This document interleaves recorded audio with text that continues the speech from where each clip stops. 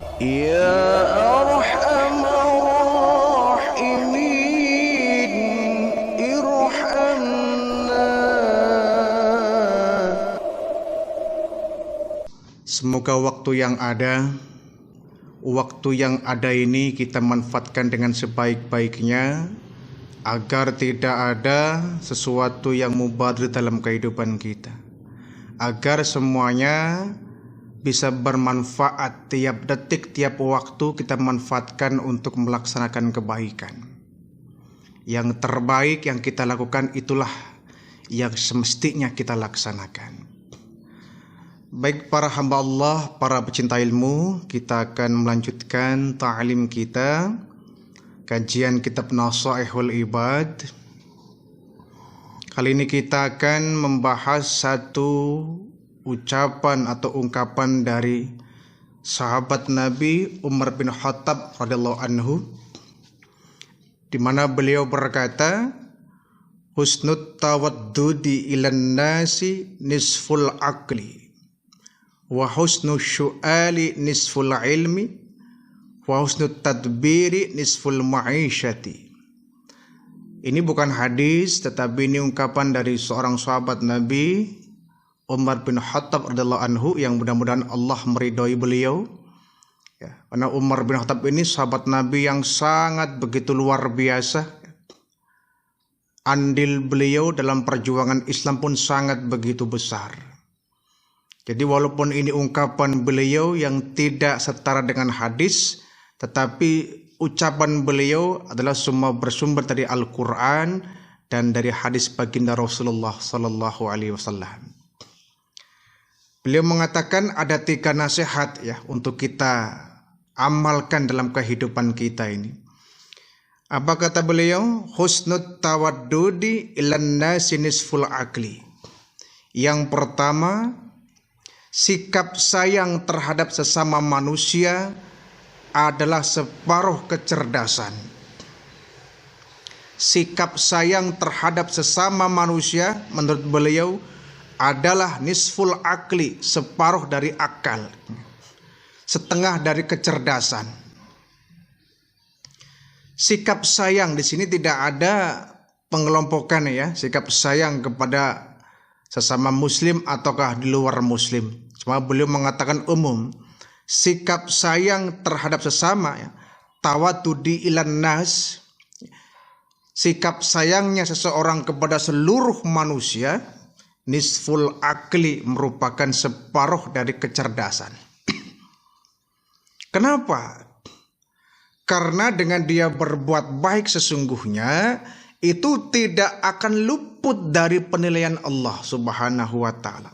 Sekecil apapun perbuatan kita, tentu ada nilainya di hadapan Allah Subhanahu wa ta'ala. Sekecil apapun kebaikan yang kita lakukan, pasti akan Allah balas.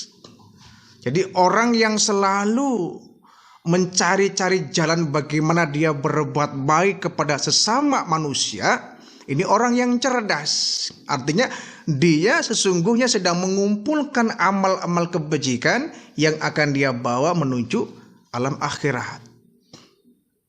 Sikap sayangnya terhadap sesama manusia menyebabkan orang lain yang dia sayangi pun akan berbalas menyayangi kita. Itulah orang yang cerdas.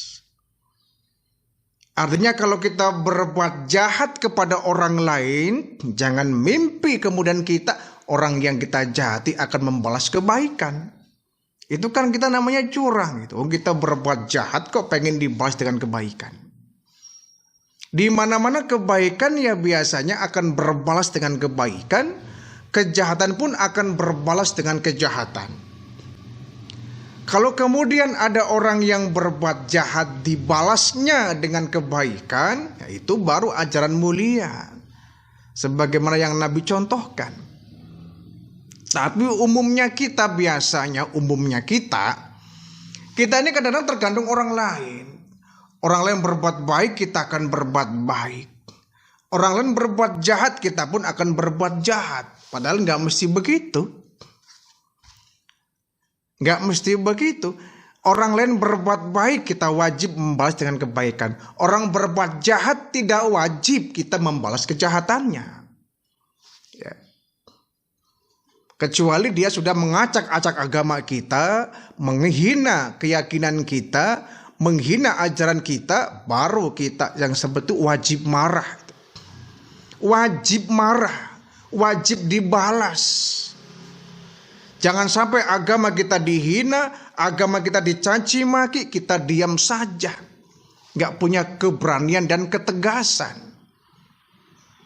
Kita kadang-kadang ya, kalau Rasulullah selama pribadi beliau yang dihina orang, Nabi masih bisa narik diri, masih bisa diam. Tapi kalau sudah agama yang diinjak-injak, agama yang dilecehkan, Nabi nggak tinggal diam, nggak segan-segan cabut pedang maju ke medan perang. Kenapa? Mempertahankan harga diri agamanya. Kita kadang kebalikan, giliran kita masalah agama, kita masa bodoh. Ada kiai lah, ada ulama, banyak kok para ustadz, ngapain kita ikut berjihad lah. Ya. Agamanya direndahkan, orang gak memiliki rasa cemburu. Dia melemparnya enak kok. Banyak para kiai kok, banyak para ustadz kok. Itu urusan mereka lah. Saya mah orang apa sih, orang bodoh. Ya kalau dia beragama Islam, maka ketika agama Islamnya dihina orang, minimalnya dia marah lah ya. Minimalnya ada rasa cemburu, agamanya dihina orang lain. Jangan sampai agamanya dilecehkan, dia ongkang-ongkang kaki saja, nggak merasa dihina. Tapi giliran nama baik kita dicatut, nama baik kita dilibatkan, kita dihina orang, dilecehkan orang, kita nggak segan-segan melaporkan orang yang bersangkutan lewat jalur hukum. Dianggapnya Pak pencemaran nama baik, Masya Allah. Sementara agamanya dicemarkan nama baiknya, kita tinggal diam, kita santai-santai saja, nggak merasa cemburu, nggak merasa nggak terima gitu. Tapi giliran pribadi kita yang diinjak orang, kita merasa dihina oleh orang, direndahkan orang, langsung kita nggak panjang lebar, menyewa pengacara, menyewa advokat, melaporkan ke jalur hukum dengan pasal pencemaran nama baik. Agamanya tidak ia hiraukan, yang penting kehormatan dirinya yang nomor satu. Nabi tidak ya. Selama pribadi beliau yang dihina orang, Nabi masih diam. Nabi masih diam. Pernah satu sore ya, Rasulullah itu sedang jalan-jalan dengan Siti Aisyah ke lorong-lorong kota Madinah ya, menikmati angin sore. Tiba-tiba ketika jalan itu ada orang Yahudi ya, dengan lantang mengucapkan salam kepada Nabi. Cuma salamnya aneh, bukan assalamualaikum, tapi assamu alaika. Assamu alaika ya Muhammad. Yang maknanya itu kalau assalamualaikum, assalamualaikum itu kan artinya keselamatan atasmu ya. Assalamualaikum. Tapi kalau assamu alaika artinya kebinasaan untukmu itu. Nabi nggak menjawab, Nabi nggak merespon, Nabi nggak marah, Nabi cuma singkat sekali jawabnya, wa alaika. Yang marah itu Siti Aisyah itu. Ya. Yang marah Siti Aisyah itu langsung emosi, nggak usah diladenin kata Nabi itu. Kalau dia melemparkan salam assalamu alaika, kebinasan atasmu Muhammad, lempar saja jawabannya wa alaika, kamu juga. Mati ke Muhammad, ente juga, selesai. Nabi nggak marah itu. Nabi nggak marah itu. Nyata-nyata Nabi dihina oleh orang, Nabi nggak marah. Tapi sekali agama Islam yang jadi cemoohan, Nabi nggak mau tinggal diam. Di dalam agama Islam itu, kita dalam Al-Quran pun diajarkan ya, bahwa salah satu dari ciri umatnya baginda Rasulullah Sallallahu Alaihi Wasallam, ya, pertama asyaddu alal kufar, al asyaddu minal kufar ya, kita keras terhadap orang-orang kafir. Yang kedua ruhama'u bainahum. Di samping kita keras terhadap orang-orang kafir, kita juga harus bersikap lemah lembut kepada sesama. Nah, ini yang harus kita kedepankan. Asyaddu minal kufar, keras terhadap orang-orang kafir itu bukan berarti kita kemudian ketemu mereka kita ajak berantem, tidak. Tegas terhadap orang kafir bukan berarti kita mencari permusuhan, tidak. Keras terhadap orang kafir bukan berarti kita selalu mengganggu mereka, ya, tidak. Tapi tegas terhadap orang kafir artinya kita dalam hal akidah harus punya garis yang jelas. Jangan sampai yang terjadi banyak di negara kita, ya, toleransi yang kebablasan. Kita kalau bicara toleransi, ya, kurang apa ini ajaran Islam tentang toleransi? Islam agama yang menjunjung tinggi nilai toleransi antar umat beragama. Tetapi toleransi dalam hal-hal sifatnya sosial, ya, kemasyarakatan. Tapi kalau sudah menyangkut akidah, di sana tidak ada toleransi, tidak ada kompromi, ya. Jangan sampai akidah kita acak-acak, ya. Jangan sampai dengan dalih toleransi kita kemudian, ya, joinan akidah. Ada umat Islam yang dia menggembar-gemborkan toleransi beragama yang kebablasan. Kalau sudah wilayahnya akidah, ranahnya keimanan, tauhid kita, di sana tidak mengenal toleransi beragama. Dalam kehidupan bermasyarakat kita sangat menjunjung toleransi, ya. Yuk kita sama-sama menjaga lingkungan masyarakat kita bersama-sama. Kita saling gotong royong kebersihan, kerja bakti, kita sama-sama. Ya. Yang sifatnya kemanusiaan, ya, yang sifatnya sosial, Islam sangat menjunjung tinggi nilai toleransi beragama, tidak pandang siapapun agamanya. Tapi kalau yang disentil akidah, masuknya ranah-ranah tauhid, di sana tidak mengenal yang namanya toleransi, ya. Kita harus tegas terhadap orang-orang yang di luar agama Islam. Nah, di samping kita berbuat tegas kepada orang-orang kafir, ya, kita juga ruhama'u bainahum, kata Allah, kasih sayang terhadap sesama kita.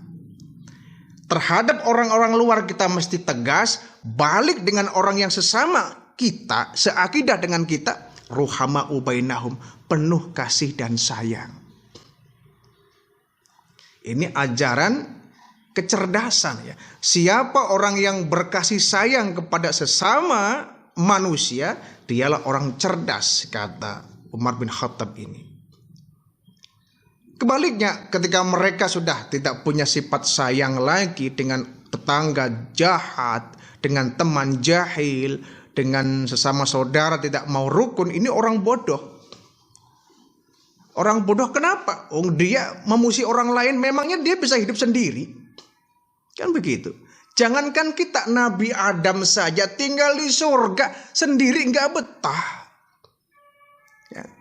Dalam sejarah itu kan diceritakan sebelum Siti Hawa diciptakan oleh Allah, Nabi Adam kan tinggal di surga itu sendiri.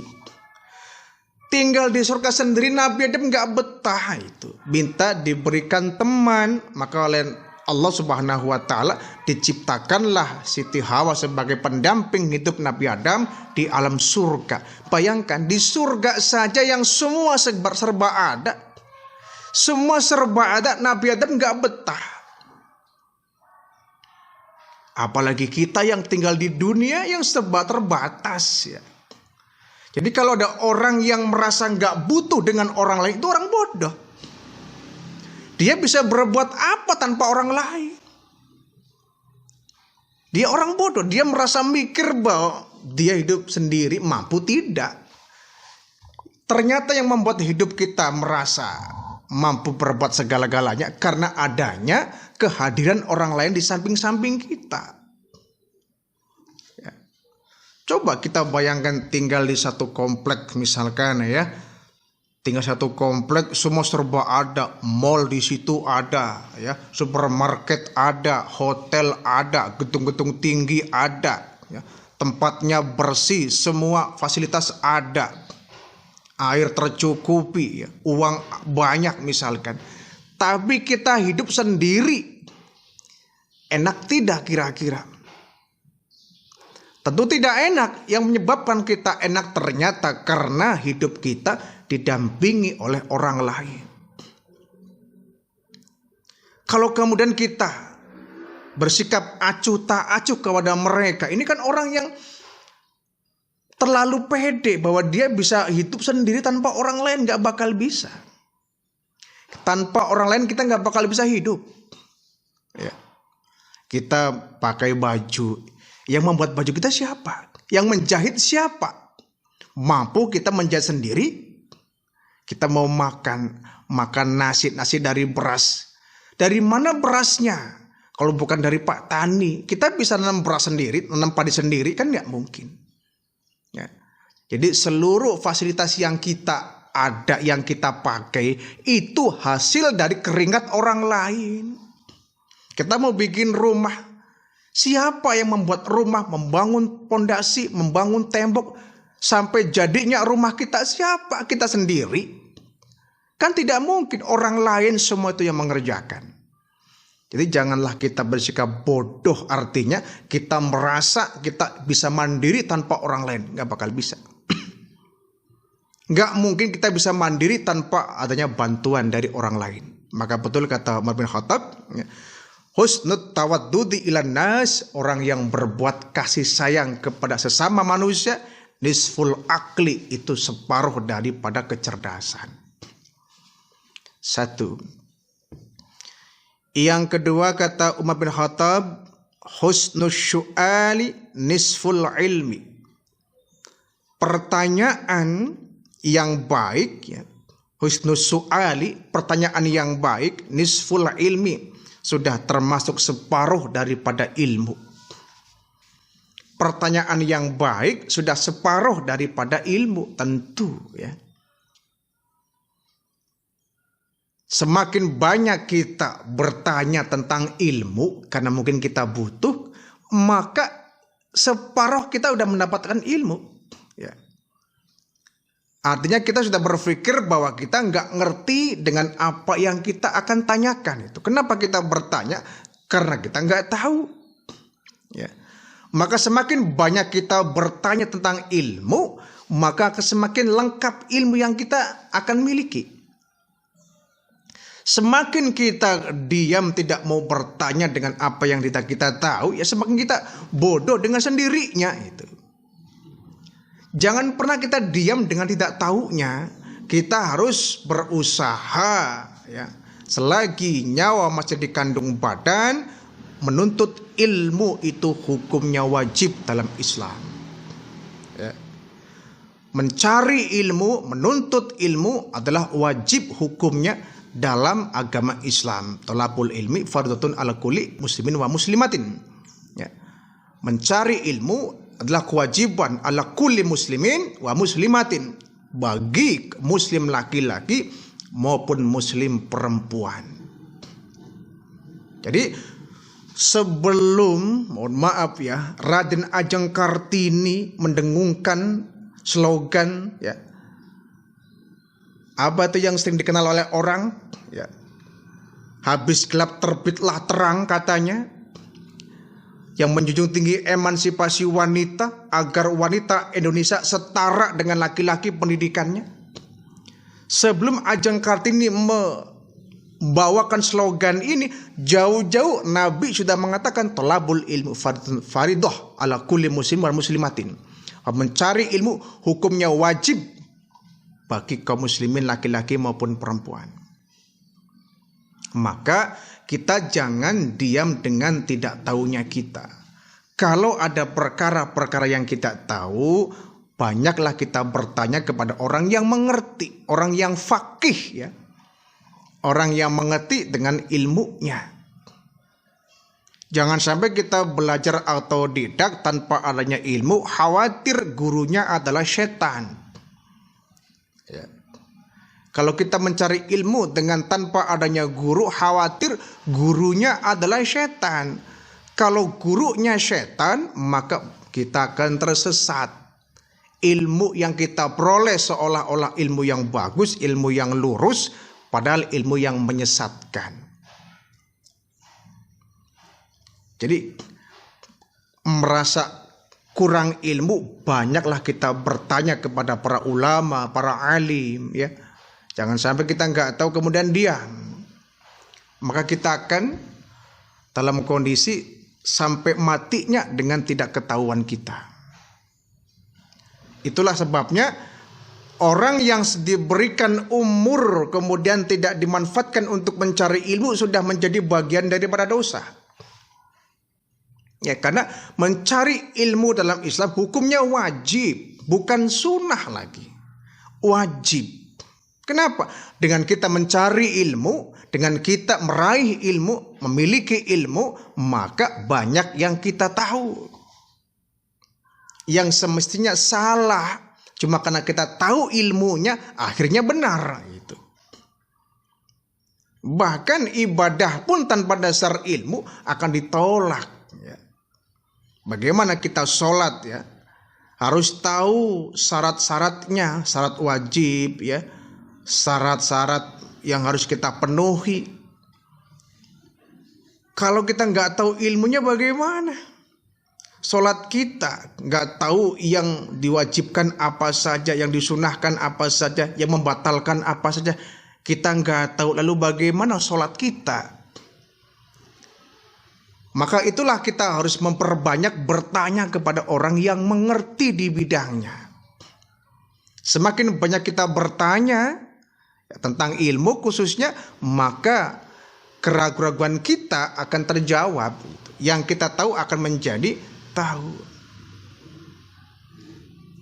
Makanya kalau ada seorang yang sudah tua renta, ya, kemudian dia masih belajar ngaji, masih belajar abatasa, ya, belajar ikro, tidak usah malu.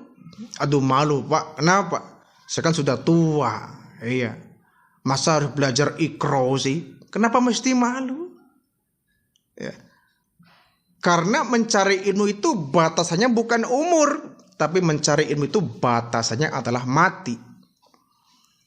Kalau sudah mati baru selesai kita.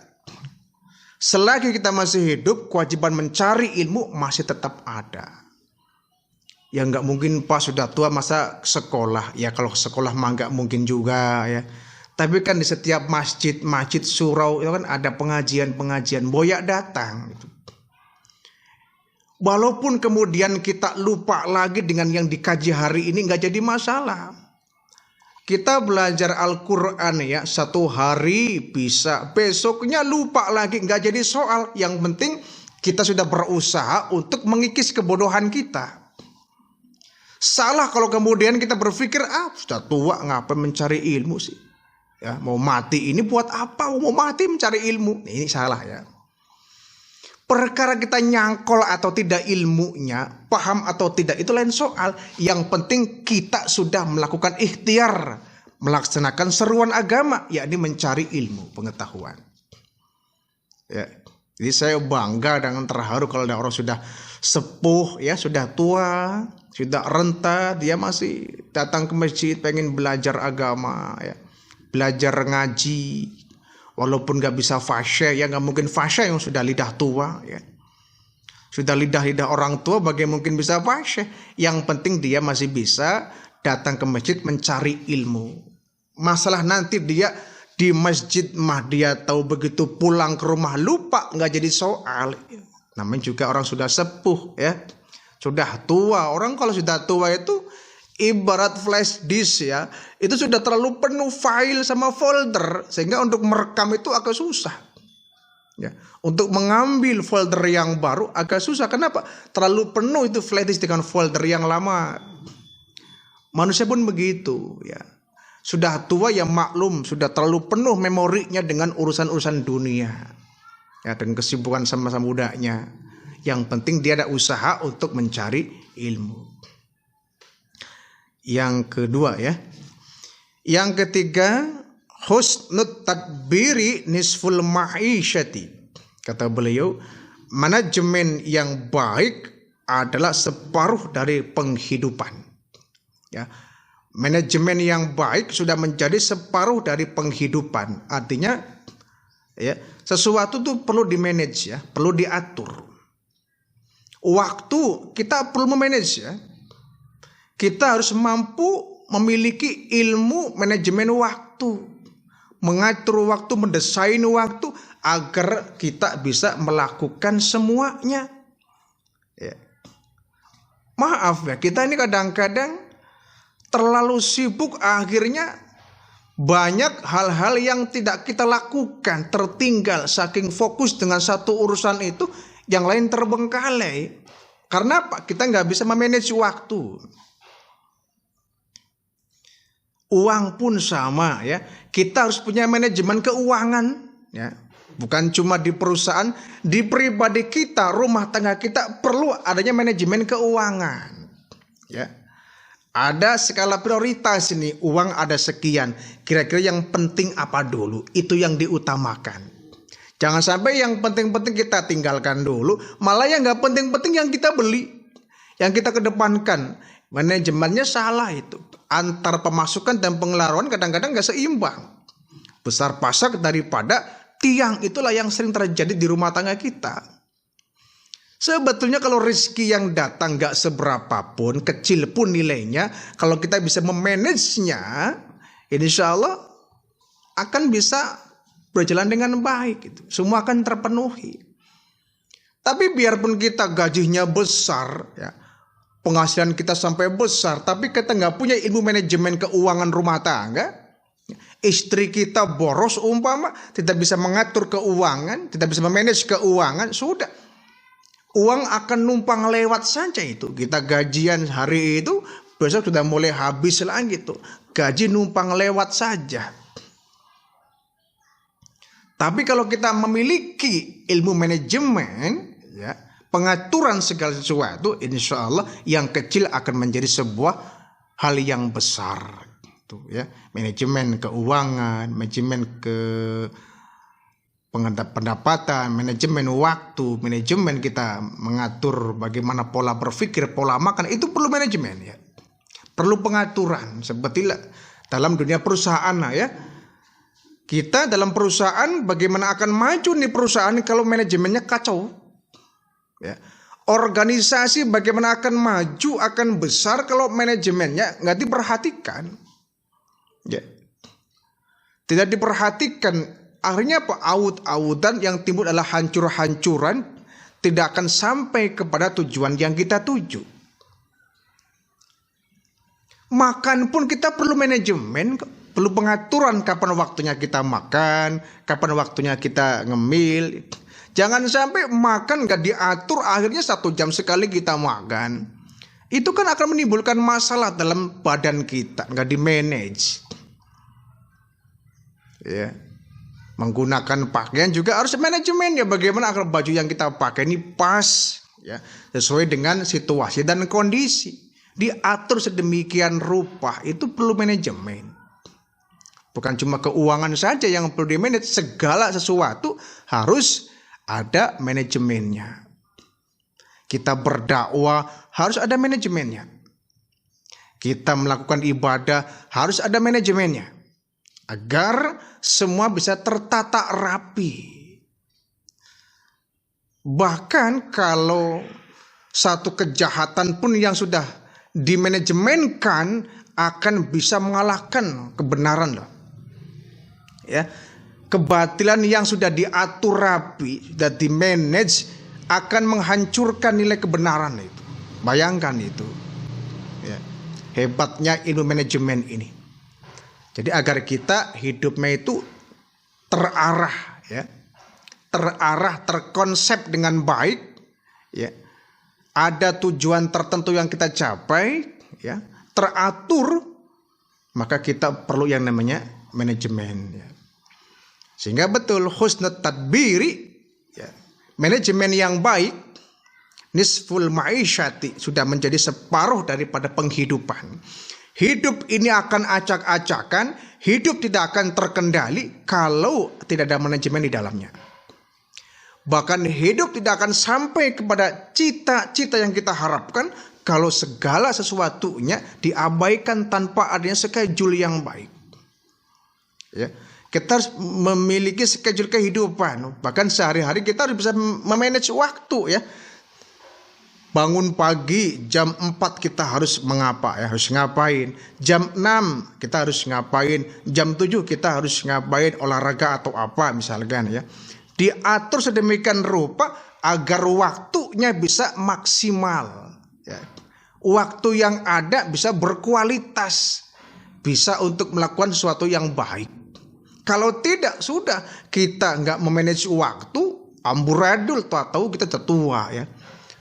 Tahu-tahu sudah tua tanpa adanya ya perbuatan yang terbaik yang bisa kita persembahkan dalam kehidupan kita.